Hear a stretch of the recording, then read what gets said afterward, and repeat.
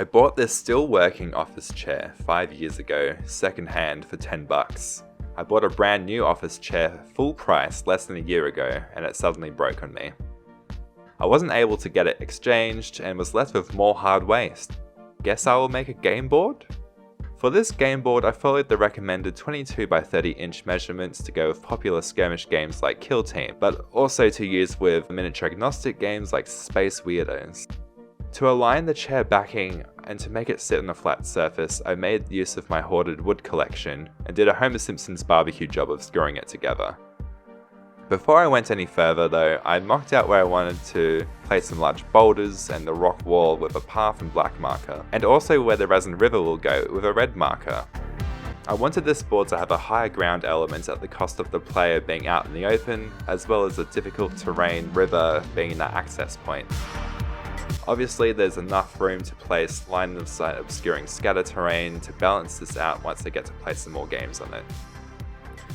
Now I'm up to the messier stage of this process. I don't have a name for this stage. It's basically filling out any gaps to make the board conform to a rectangular shape, while bulking out the boulders and elevation with some foam I've been hoarding. Seeing a trend here, I'm hoarding a lot of things. Gorilla Glue was my choice of adhesive in this step.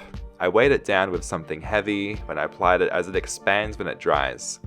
But for more vertical additions away from the sides of the board, you can get away with not weighing it down.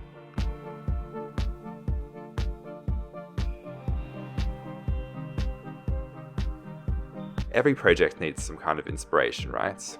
I went to Google to find some references of hills and rocks from New Zealand because I wanted to make it look Middle-earth-like.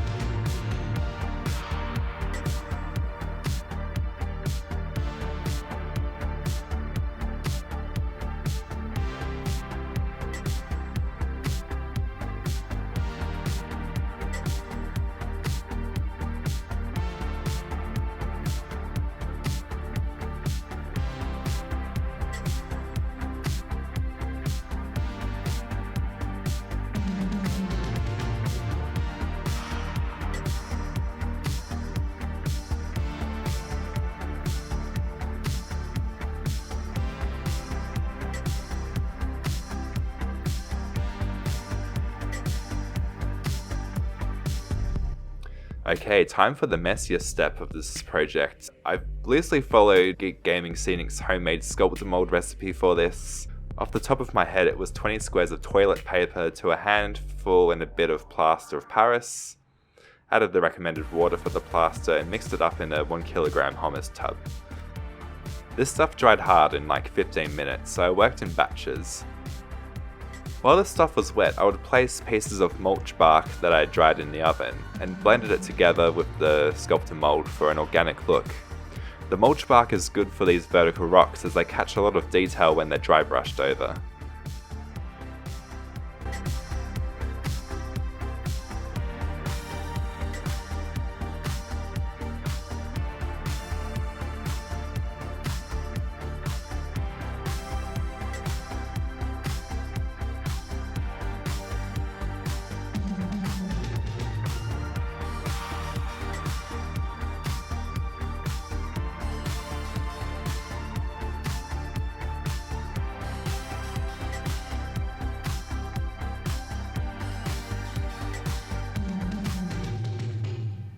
Alright, thank you for watching my Christmas Village with Giant Pooh's diorama video. Remember to slap that like button and subscribe for less misleading endings because the video's not over yet. After the plaster dried, I made some panels for the board with foam board and then used acrylic texture paste to fill the gaps so we can move on to my favourite stage of this process, the painting. To start, I used watery raw cyano acrylic paint, matte Mod Podge and sand mix for the dirt. This is basically anywhere I want the grass to go, and it can still look patchy and you can still see the details of the dirt underneath. My initial colour of choice for the riverbed was more muddy than sandy, which I do change later.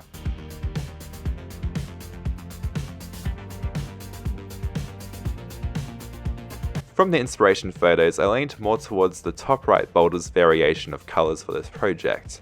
I applied these first by doing a watery light grey paint coat, and then applied the leopard spotting technique randomly across the rocks with watery yellows and a watery pink. At this point I also made the riverbed a more sandy colour using my leftover grey base coats I used in the boulders. For all the paint mixes for the boulders, I also mixed in some Mod Podge so the bark won't flake off when I dry brush it later on. I then laid down some medium and large sand grains of PVA glue and set the large river rocks in place with super glue. I applied a homemade black wash over the whole board except for the riverbed to contrast with the two elements of the board. Once that had all dried, I dry brushed all the rocks of a light grey.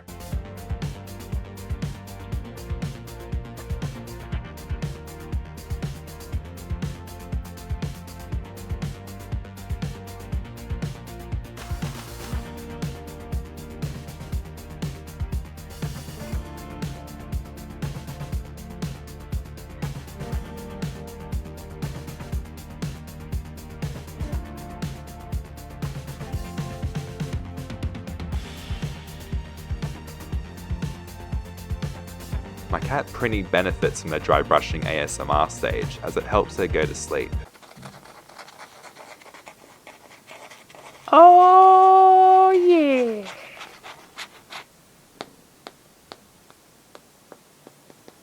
After that, I dry brush everything again, more subtly using a light pink colour. This brings out the pink undercoats of the stones.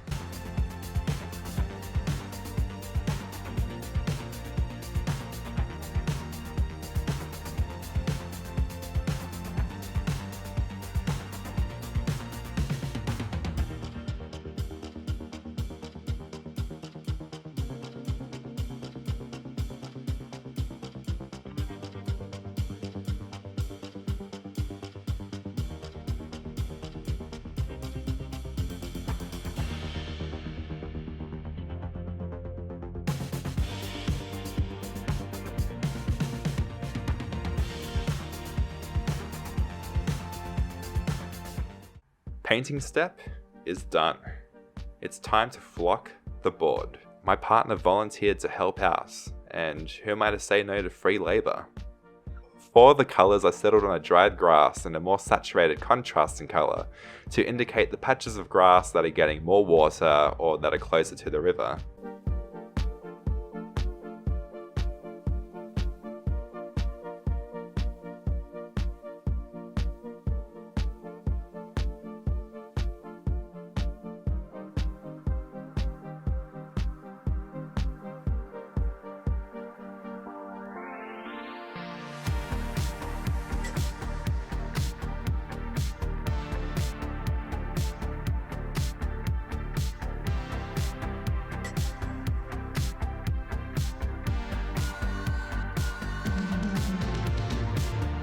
Uh-oh, do you hear that? It's time for the tip of the day. To make the flocking I use, I cut jute rope to small strands, mix them with water and paint, and then let them dry in a baking tray overnight. After this step, you strain it with a hand sieve and paintbrush to separate the clumps. Check out Bard's Crafts video on this topic because I made it sound easier than it is. Oh, and since it's Christmas apparently, I'll give you a second tip of the day. Merry Christmas. The chair that had broke had some foam padding attached to it, so I hoarded that too. You can use this to make some foam flock by blending it with water, drying it, and then mixing it with paint, and then drying it again.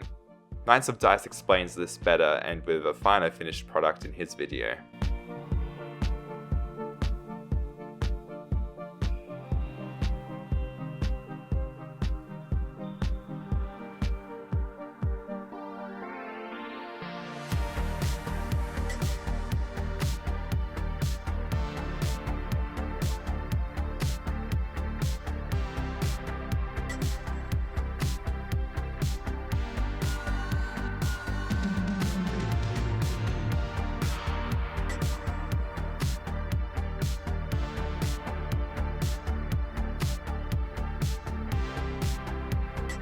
While I was flocking around, my partner made these awesome rainbow trouts to put in the river. She made these out of epoxy putty and painted them up. She is just as excited to see this board done as I am, because she can use it for D&D, and she has some awesome content on her Instagram at Craftsty.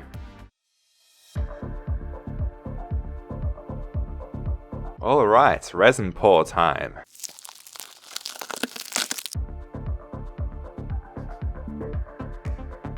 For the first pour, I mixed a bit of brown into the resin to make the bottom of the river look deeper and murkier from above.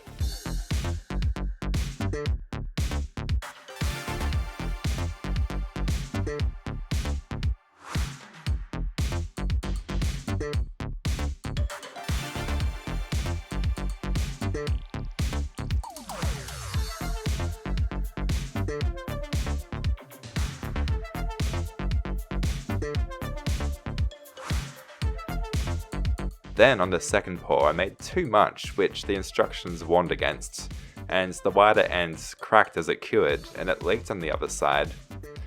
And this is my first resin pour. So much went wrong. I just left it for a few days.